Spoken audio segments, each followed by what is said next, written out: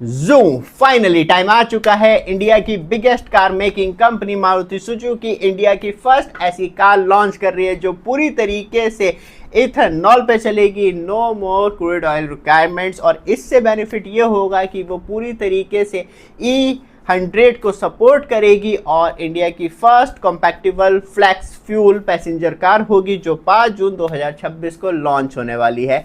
क्योंकि ये जो अनाउंसमेंट की गई है 5 जून 2026, उस दिन वर्ल्ड एनवायरनमेंट डे है और इंडिया कुछ नया करना चाह रहा है। आप भी कुछ नया कर सकते हैं। आपके घर में एसी, कूलर, पंखा है तो उसे डायरेक्टली वॉइस थ्रू भी, क्योंकि ये वाईफाई पे वर्क करता है, और डायरेक्टली मोबाइल और वॉइस से आप अपने गैजेट को ऑन ऑफ कर सकते हैं। ऐड कर रखे हैं प्रोडक्ट, चेक कर लीजिएगा। क्योंकि बात करी जाए तो फ्लैक्सी फ्यूल अभी तक जो पैसेंजर कार में यूज हो रहा था वो कहीं ना कहीं पेट्रोल के साथ हो रहा था और ब्लाइंडिंग करके यूज किया जा रहा था एथेनॉल और पेट्रोल को। और इसे गवर्नमेंट ने कहीं ना कहीं सजेस्ट करके बढ़ाने की भी बात की थी, जिसमें कि E85% तक की बात चल रही थी या E100 की बात चल रही थी।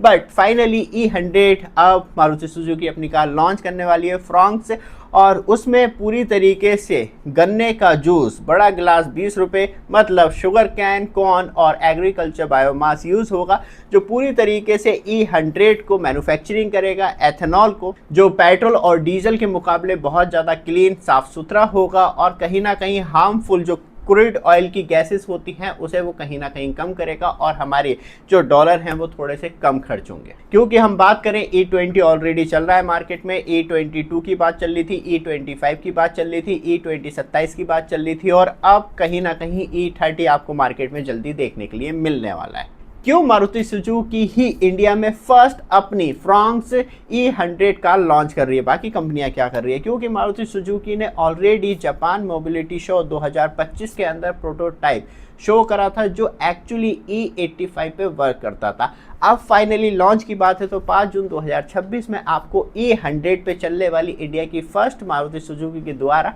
कार देखने के लिए मिलेगी, जिसमें नितिन गडकरी जी ने already Toyota, Tata Motors, Mahindra and Honda और सुजुकी से पहले ही कह रखा था कि आपको इंजन को उस तरीके से कॉम्पैक्टेबल बनाना है जो E100 पे 100 to 10% वर्क करे। तब चीज़ें अच्छी होती है तो उसके साथ कुछ बुराई भी आती है, क्योंकि ये पेट्रोल से कम माइलेज देगी। फ्यूल स्टेशन लिमिटेड आपको देखने के लिए मिलते हैं अभी इंडिया में। और बात करी जाए तो इथेनॉल प्रोडक्शन जो है वो बहुत ही ज़्यादा कॉस्ट उसकी वो बहुत ज़्यादा फैक्चुलेट है। और अभी याद रखिएगा ये सिर्फ पैसेंजर कार के लिए हैं, और जो हमारा मेनली फ्यूल कंजम्पशन होता है वो डीजल के रूप में होता है, ट्रांसपोर्ट के रूप में। तो देखते हैं पैसेंजर कार से कब तक ये ट्रांसपोर्ट व्हीकल तक पहुँचता है।